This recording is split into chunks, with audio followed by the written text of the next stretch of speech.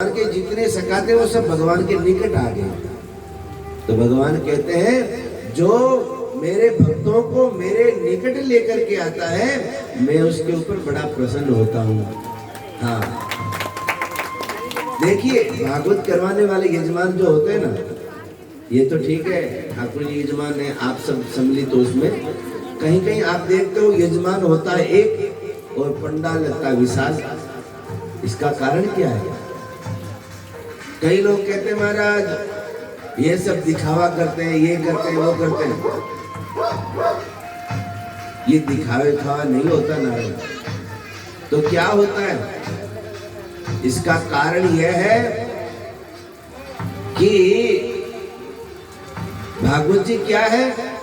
तो बोले भागवत जी साक्षात ठाकुर जी का स्वरूप है। श्रीमद् भागवताख्यम प्रत्यक्षम कृष्ण एवही। भागवत जो है साक्षात भगवान का वाङ्मय स्वरूप है।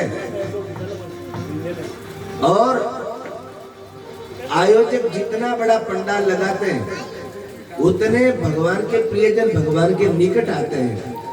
तो जितने प्रियजनों को भगवान के निकट जो लेके आता है भगवान को वो बड़ा अच्छा लगता है। इसीलिए बड़े पंडालों में कथा होती है। क्यों? साक्षात भगवान का स्वरूप है भागवत जी की कथा। तो यहाँ पूछा गया कि ठीक है नारायण, इंद्र ने 7 दिन 7 रात्रि पर्यंत बारिश की, लेकिन पूरा का पूरा जल गया था। है? ये जो जितना भी जल था वो पूरा का पूरा जल गया कहाँ? तो बोले वो पूरा का पूरा जो जल था ना वो अगस्त मुनि पी गए। अरे ऐसे वो अगस्त मुनि थे कि कोई कुआं था। 7 दिन 7 रात्रि पर्यंत इतनी बारिश हुई, मूसलाधार बारिश है, और इतना सारा वो जल पी गए। कौन थे वो अगस्त मुनि? बोले वो अगस्त मुनि वही थे जो राम अवतार वाले अगस्त मुनि। तो यहाँ श्री सुखदेव जी महाराज बताते हैं कि एक बार रामावतार में भगवान का नित्य का नियम था कि एक ब्राह्मण देवता को नित्य भोजन करवा करके फिर स्वयं भोजन पाते थे। और सीता जी को ब्राह्मण देवता को भोजन करवाने का बड़ा शौक था। अब कोई भी ब्राह्मण देवता भोजन करने के लिए आवे 2 फुलके खा करके उठ जावे, कोई ब्राह्मण आवे 4 रोटी खा करके उठ जावे। सीता जी को अच्छा नहीं लगता था। सीता जी कहती राम जी से कि देखो पतिदेव, मैं इतना मन लगा करके और भोजन बनाती हूँ, ब्राह्मण देवता आते हैं 2 फुलका खा करके उठ जाते हैं, कोई ऐसे किसी ब्राह्मण देवता को लेके आइए ना जो एकदम बिल्कुल आनंद पूर्वक बैठ करके भोजन पाए, हमें भी अच्छा लगे। है? तो राम जी ने कहा देखो सीते, जैसा ब्राह्मण देवता प्रसाद पा रहे ना वैसा उनको पाने दो। हाँ, वैसा उनको प्रसाद पाने दो। लेकिन सीता जी, हालांकि सीता जी कभी जिद नहीं करती थी राम जी से, लेकिन कहा नहीं नहीं, हमें तो ऐसे ब्राह्मण देवता चाहिए जो अच्छे से भोजन पाए। अब राम जी ने कहा जब इच्छा हो ही गई है तो फिर अच्छे ब्राह्मण देवता देखे। अगस्त मुनि से मिले, बात की और कहा देखो भैया, हमारी सीते का विचार है कि आप अच्छे से भोजन पाओ, अच्छे से प्रसादी पाओ, तो आपको हमारे यहाँ कल का निमंत्रण है। अगस्त मुनि ने कहा ठीक है। राम जी ने इशारा कर दिया, बोले अच्छे से पाना है। अब अगस्त मुनि के आगे भोजन परोसा गया। अगस्त मुनि ने भगवान का स्मरण किया और भगवान का स्मरण करके और प्रसाद पाना प्रारंभ किया। अब जब तक महाराज 8, 10, 20 फुलके खाए तब तक तो सीता जी को अच्छा लगा कि हाँ अब की बार तो ब्राह्मण देवता ठीक है। लेकिन सीता मैया को ये पता नहीं था कि ये ब्राह्मण देवता कुछ ज्यादा ही ठीक है। अब तो हमारा सायंकाल हो गई, ब्राह्मण देवता उठने का नाम ही नहीं ले रहे, भोजन पाए रहे। रात्रि हो गई, ब्राह्मण देवता उठने का नाम ही ले रहे, भोजन पाए रहे। सीता जी ने कहा हे भगवान, ये क्या ब्राह्मण देवता आ गए अब की बार तो। अब रिद्धि को अब ऐसे कैसे कह दो ब्राह्मण देवता और कितना खाओगे? अच्छा थोड़ी लगता है?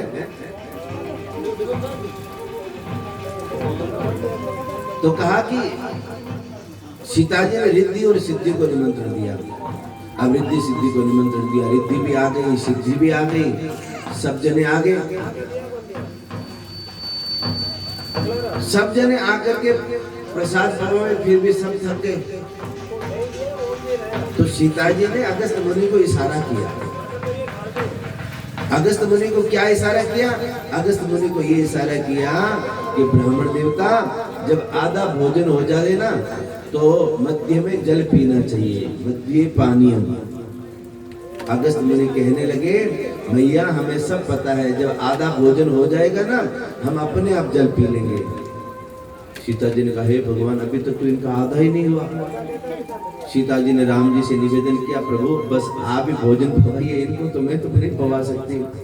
बोले हो गई इच्छा पूरी? बोले हाँ हमारी तो हो गई इच्छा पूरी। बोले मैंने कहा था ना ब्राह्मण देवता जैसे पावे वैसे उनको आने दिया करो। तो महाराज राम जी ने क्या किया, रोटी के ऊपर तुलसी दल छोड़ा और कहा ब्राह्मण देवता बस जो संकल्प था हमारा वो पूर्ण हो गया, हाँ प्रसाद पाइए। और वह राम जी के हाथ की रोटी पा करके और अगस्त मुनि ने बड़ी लंबी डकार ली और कहा भैया आज तो भोजन पा करके आनंद आ गया।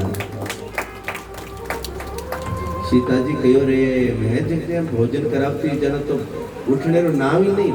राम जी एक रोटी दे महाराज डकार आ गई। तो बोले यदि अब इच्छा और ज्यादा आपकी हो रही तो पानी पिला दो। सीता जी ने सोचा विचार करो जब इन्होंने इतना भोजन किया है तो पानी कितना पिएंगे। तो बोले नहीं नहीं भोजन तो ठाकुर जी की कृपा से आपने मेरे हाथ से संग कर लिया, मेरे हाथ से कर लिया, और जल का अब राम जी को ही बोलो। अगस्त मुनि ने इशारा किया राम जी से है इच्छा जल पाने की? बोले जल पिलाने की इच्छा तो है तो सही, लेकिन इस अवतार में नहीं, तो बोले कृष्ण अवतार में पिलाऊंगा। तो उन्हें अगस्त मुनि को निमंत्रण दिया है अगस्त मुनि आइए और आकर के जो है जल का पान कीजिए।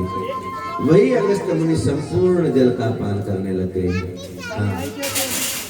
कभी कभी क्या होता है कि ऐसे ऐसे ब्राह्मण देवता आ जाते हैं नारायण, ब्राह्मण देवता जैसे भोजन पाए ना वैसे उनको पाने देना चाहिए।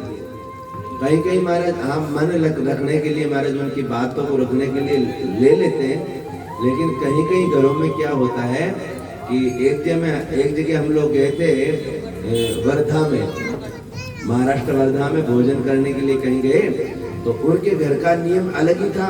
हम उनके घर का नियम समझ नहीं पाए और हमारा तो यही होता है भाई जो भोजन है वो सो पालो, हमें क्या पता कि वो इतनी मनुवार करेंगे। अब जैसे हमने भोजन पाया उनको पता चला कि महाराज जी ने पूरा भोजन पा लिया।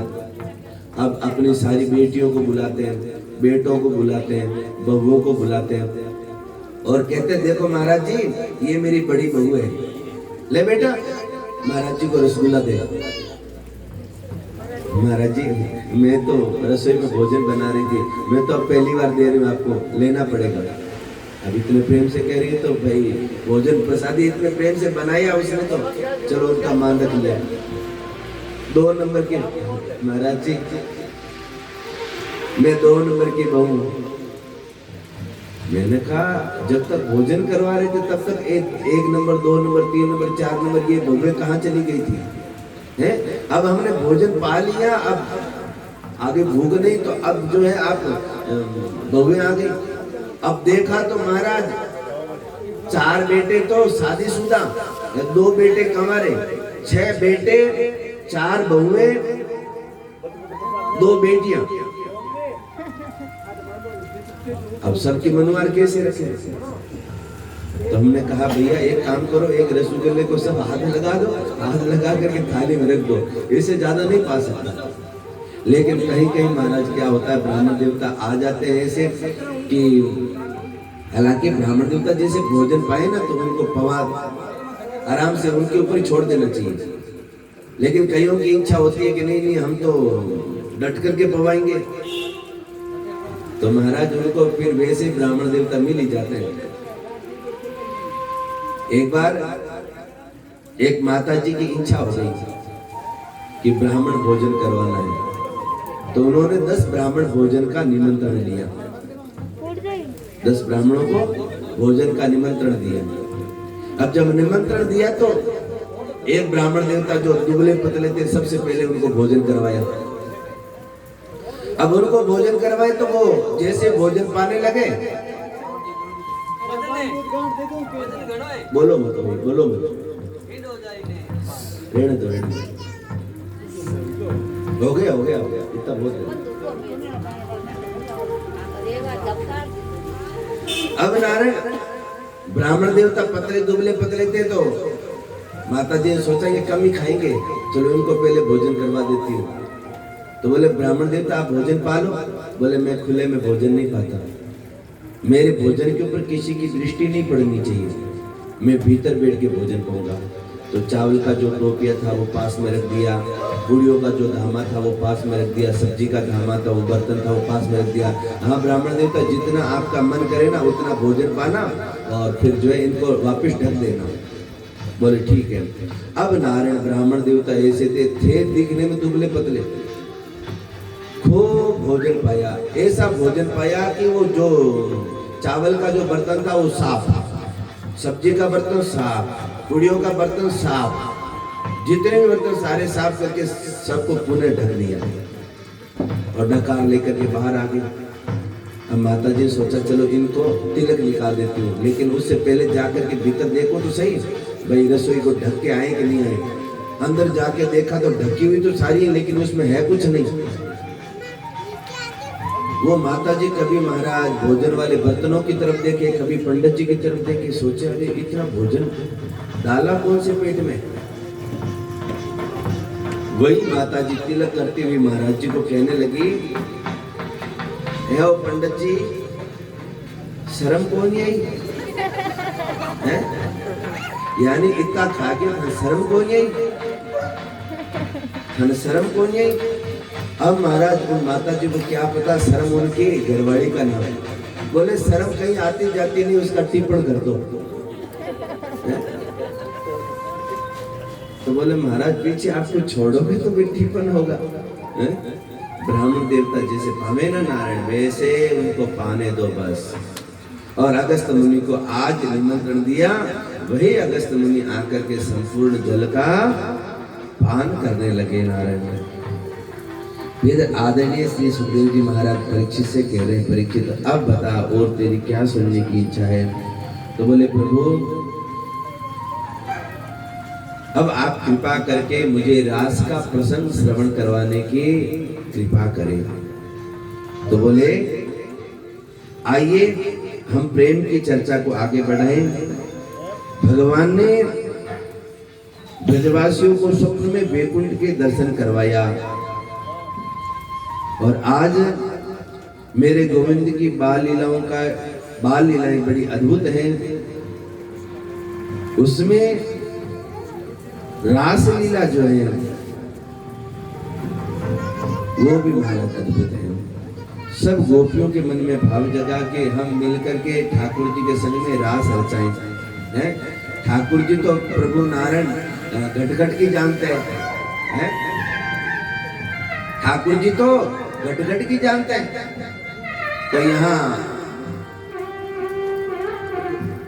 सब गोपियों के मन में ठाकुर जी के संग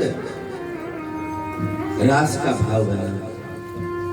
जब रास का भाव बना तो ठाकुर जी ने बड़ा सुंदर एक वेणु निनाद किया, बांसुरी बजाई। अब जब बांसुरी बजाई तो जो गोपी जिस कार्य में रत थी घर में, उसने बांसुरी को सुना और प्रत्येक गोपी को ऐसे लगने लगा मानो ये भगवान बांसुरी नहीं बजा रहे, भगवान मुझे बुला रहे हैं, भगवान मुझे बुला रहे हैं। और जो गोपी जिस कार्य में लगी थी वो कार्य छोड़ करके जिधर भगवान वेणु निनाद कर रहे थे उधर जाने लगे। कोई गोपी रोटी बना रही थी, रोटी बनाते बनाते हाथ में बेलन है, रोटी बना रही थी, जैसे वेणु निनाद सुना अब उसको इतना भी महाराज याद नहीं रहा कि मेरे हाथ में बेलन है। जैसे बेलन पकड़ी थी बेसी की बेसी महाराज रवाना हो गई जिधर भगवान वेणुनाद कर रहे हैं। कोई गोपी कुएं में से पानी निकाल रही थी, भगवान के वेणुनाद को सुना और हाथ में रस्सी लिए हुए महाराज जिधर बांसुरी बज रही है उधर जाने लगी। कोई गोपी अपने बालक को स्तनपान करवा रही थी, वेणुनाद सुना और बालक को वहीं रख करके महाराज जो है जंगल की तरफ जाने लगी।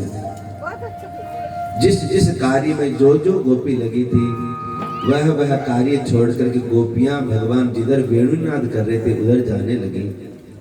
जाते जाते नारायण एक गोपी अपने पति को भोजन करवा रही थी और भोजन करवाते करवाते एक फुलका देना था पतिदेव को, हाथ में फुलका लेकर के जैसे थाली में रखने लगी वैसे ही वेणु की आवाज कानों में पड़ी।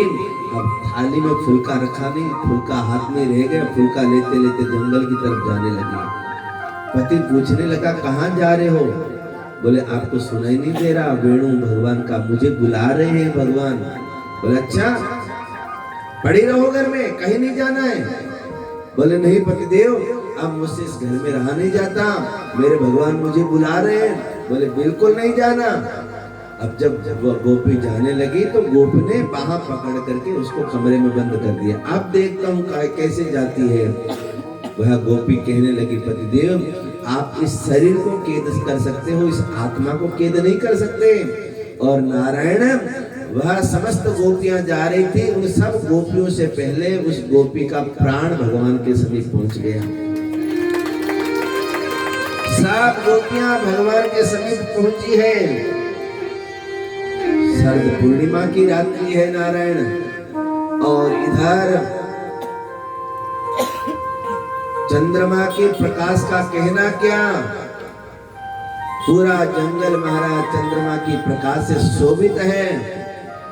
और गोपियां जैसे भगवान के समीप आई, भगवान ने सबसे पहले गोपियों का स्वागत किया है। स्वागतम हो महाभागा, स्वागत करके और फिर पूछा है आओ गोपियों तुम्हारे आगमन का कारण क्या है।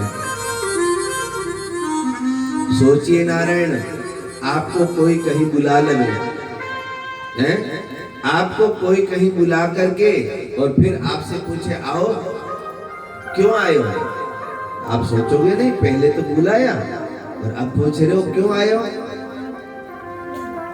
परिवार में कहीं शादी का माहौल हो, आपको कहे माता जी गीत गाने के लिए आना है, आप वहां चले जाओ और फिर घर वाले पूछे आओ क्यों आया। लगता तो है अरे अभी तो निमंत्रण दे के आए घर पे, बोले गीत गाने के लिए आना है, आप पूछ रहे क्यों आए हो। वैसे ही भगवान ने वेणु नाद करके सब गोपियों को पहले बुलाया और फिर कहा आओ गोपियों तुम्हारे आगमन का कारण क्या है। अब गोपियों ने विचार किया अब उत्तर क्या देना। गोपियों ने अपनी गर्दन को नीचे किया और गर्दन को नीचे करके पृथ्वी को खरोचने लगी। और नारायण उसी समय भगवान ने कहा शायद तुम लोग इसीलिए आई होंगी कि चंद्रमा की रोशनी के अंदर ये जंगल कितना सुंदर लगता होगा, इस सुंदर की सौंदर्य को देखने के लिए आई होंगी। पर देखो गोपियों तुम सब पतिव्रता हो, तुम सब पतिव्रता हो और पतिव्रता नारी को इतनी रात्रि में अकेले निकलना नहीं चाहिए। और पतिव्रत धर्म के अंदर बहुत बड़ी ताकत होती है। और भगवान ने पतिव्रत धर्म के अंदर कितनी बड़ी ताकत होती है इसके बारे में एक बहुत सुंदर एक कहानी सुनाई। सुनो पतिव्रत धर्म के अंदर कितनी बड़ी ताकत होती है। तो बोले एक पतिव्रता नारी थी,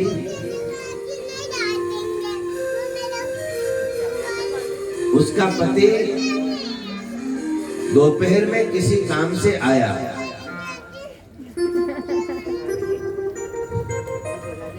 उसका पति दोपहर में किसी काम से काम को करके दोपहर में घर पे आया और उसकी पत्नी आंगन में बैठी बैठी चावल भून रही थी। पतिव्रता थी। अब पति ने आकर के क्या किया, अपनी पत्नी के गोद में अपना सर रख करके सो गया। अब पत्नी जो है चावल को नीचे रखा और अपने पति के बालों को सहलाने लगी। बालों को सहलाते सहलाते उसको इतने सुख की अनुभूति हुई पति को कि उसको अपने पत्नी की गोद में ही सर रखे हुए नींद आ गया। उतने में उसकी पत्नी क्या देखती है कि उसका 1-1.5 वर्ष का बालक घुटमल घुटमल चलते चलते चूल्हे की तरफ जा रहा है। एक चूल्हे के अंदर भयंकर अग्नि जल रही है और उस चूल्हे की तरफ जा रहा है। अब उसने विचार किया, यदि मैं अपने बालक को आवाज लगाऊंगी या बालक को लेने के लिए जाऊंगी तो मेरे गोद में मेरे पति का सर रखा हुआ है, मेरे पति की निद्रा में व्यवधान पहुंच जाएगा, मेरे पति की निद्रा टूट जाएगी और निद्रा मेरे कारण निद्रा टूटने के कारण मेरा पति व्रत धर्म नष्ट हो जाएगा। तो विचार किया, कोई नहीं, बालक ही नहीं चूल्हे में जाकर के गिर जावे तो ठाकुर जी कृपा करेंगे, दूसरा बालक दे देंगे, लेकिन पतिव्रत धर्म यदि एक बार नष्ट हो गया तो ये लौट करके नहीं आने वाला। तो उसने अपनी आंखें बंद कर ली। अब जैसे आंखें बंद की वो बालक जाकर के उस अग्नि के अंदर गिर गया। कुछ क्षण के बाद में उसका पति जगा और जगते ही तो नारायण पहले पति को पानी के बारे में पूछा है, प्रसाद के बारे में पूछा है, और फिर वो जाकर के चूल्हे के समीप जाकर के देखती है तो चूल्हे में भयंकर अग्नि जल रही है, लेकिन चूल्हे के अंदर उसका बालक किलोर कर रहा है, नाच रहा है। और नाचते हुए बालक को देखा, महाराज चूल्हे से बाहर निकाल करके अपने हृदय से लगाया और कहा, वाह, आज मेरे पतिव्रत धर्म के कारण आज मेरा बालक बच गया। भगवान ने कहा, देखो देवियों, पतिव्रत धर्म के अंदर इतनी बड़ी ताकत होती है, पतिव्रत धर्म के अंदर इतनी बड़ी ताकत होती है, और तुम अपने पतियों को छोड़ करके नितांत जंगल में अकेली आई हो। तो नारायण गोपियां भी कम नहीं थी। अरे गोपियों ने जिस उद्धव को ज्ञान दे दिया, वो गोपियां महाराज कम हो सकती है क्या? गोपियों ने कहा, अच्छा प्रभु, ऐसी 1-2 कहानियां हमें भी आती है, सुनो। तो गोपियां कहने लगी कि एक बालिका का विवाह हुआ। उस बालिका ने मन में विचार किया कि जब तक मैं अपने पति का मुख नहीं देखूंगी, जब तक अपने पति की सेवा नहीं करूंगी, तब तक मैं भोजन नहीं पाऊंगी। विवाह के पश्चात विवाह हो गया। विवाह को हुए 6 महीने व्यतीत हो गए।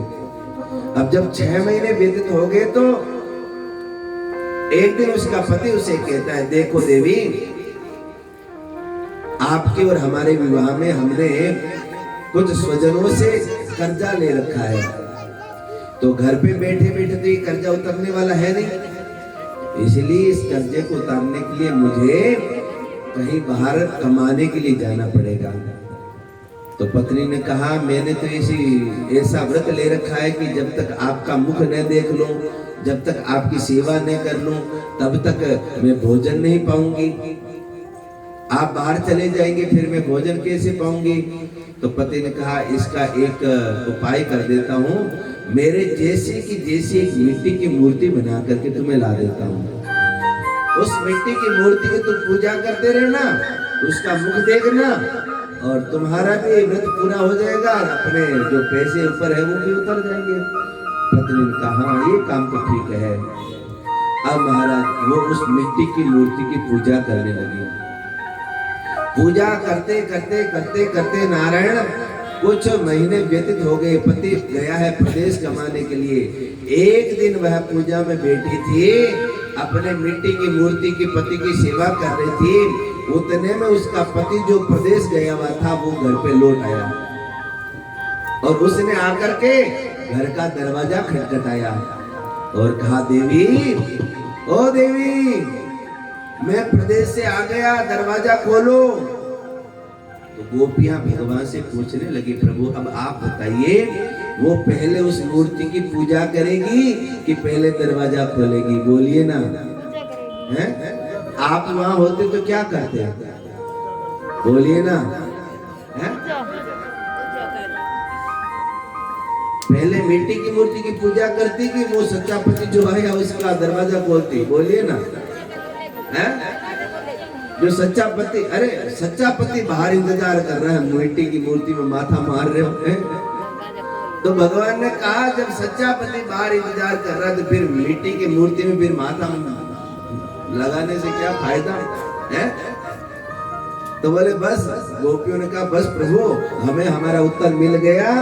ये संसार के जितने भी पति है ना, सब मिथ्या पति है, सब मिट्टी के बने हैं, मिट्टी में मिल जाने हैं। इसलिए हम तो मिट्टी की मूर्तियों को छोड़ करके हे परात्पर अखिलेश्वर, हमारे पतियों के पति हम आपके समीप आइए। भगवान ने कहा भाई गोपियों का भाव तो बिल्कुल विशुद्ध है, अद्भुत है। चलो अब इन समस्त गोपियों के साथ में रास रचाना चाहिए। तो मेरे नारायण अब रास रचाने की तैयारी कर रहे हैं। जब रास रचाने की तैयारी कर रहे थे उस समय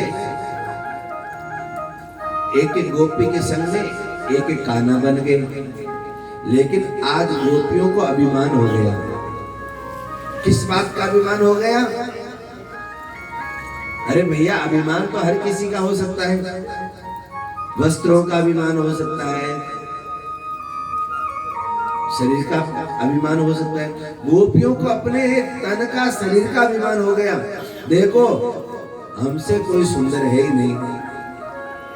जो महाराज परात्पर अखिलेश्वर के साथ में रास रचा रही है, हम इतनी सुंदर हैं, इसीलिए भगवान हमारे संग में रास रचा रहे हैं।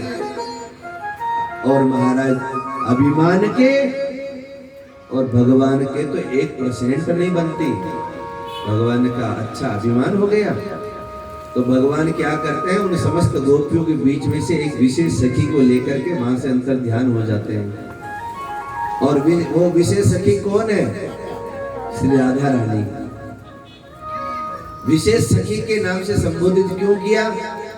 क्योंकि विशेष सखी के नाम से संबोधित इसीलिए किया, सुखदेव जी महाराज ने, कि राधा रानी जो है ना, राधा रानी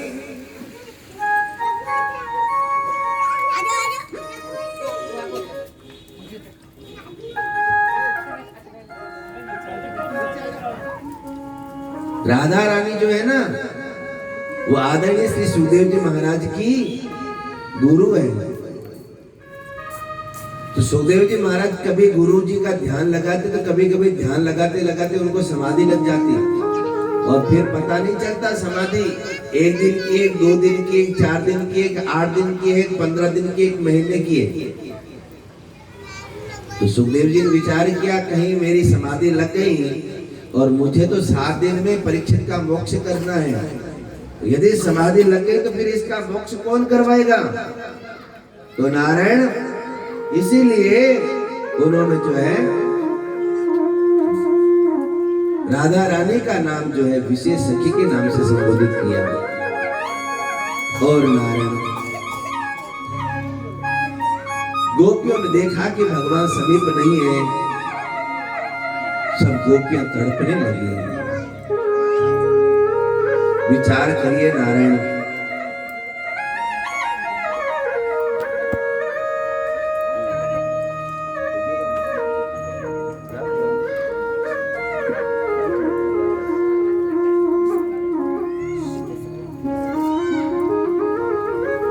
सब